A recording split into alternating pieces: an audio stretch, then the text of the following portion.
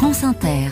Julie Pietri, à vous pour une histoire du monde, au cœur de la forêt amazonienne où une tribu indigène a vécu l'enfer sous la présidence de Jair Bolsonaro. Oui, vous avez peut-être vu ces photos terribles d'enfants à demi nus et squelettiques aux cheveux bien trop fins, des cheveux qui ont perdu un petit peu de leur couleur noire. Dénutrition, pneumonie, gastro-entérite, voilà de quoi ils souffrent et les parents ne vont parfois pas beaucoup mieux. Tous sont membres de la tribu des Yanomami, connus jusque-là pour les peintures rouges qu'ils appliquent sur leur corps et sur les fines baguettes qui transpercent le nez, la lèvre de certaines femmes. Leur quotidien, c'est la forêt amazonienne dans le nord du Brésil, une vie dans des huttes, une vie de chasse, de pêche et de cueillette. Comment sont-ils tombés malades ? Les non-autochtones disent que nos enfants meurent de faim, mais ce n'est pas la faim. Ils sont en train de mourir d'une maladie minière. Ça, ce sont les mots de leur porte-parole.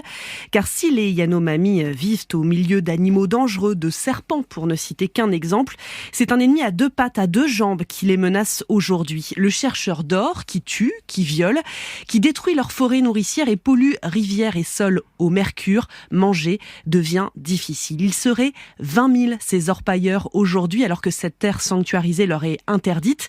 Un poison qui n'est pas nouveau mais il s'est répandu rapidement sous l'ex-président brésilien d'extrême droite Jair Bolsonaro. L'an dernier, 99 enfants de moins de 5 ans sont morts. Une enquête pour génocide a été ouverte. Mais quelle est la responsabilité de Jair Bolsonaro ? L'enquête le dira, mais Jair Bolsonaro, c'est l'homme qui a dit un jour que la cavalerie brésilienne n'avait pas été aussi efficace que l'américaine pour exterminer l'Indien, que l'Indien devait être intégré à la société et ses terres exploitées.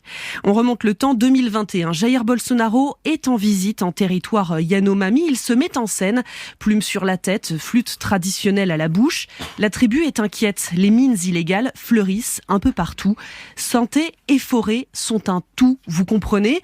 Si vous ne voulez pas de mines, il n'y aura pas de mines, répond alors le président, et l'armée interviendra pour faire respecter vos droits. La suite, on la connaît, les agences dont le travail était de protéger les Yanomami sont aujourd'hui accusées de les avoir abandonnés, de n'avoir rien fait pour stopper les orpailleurs.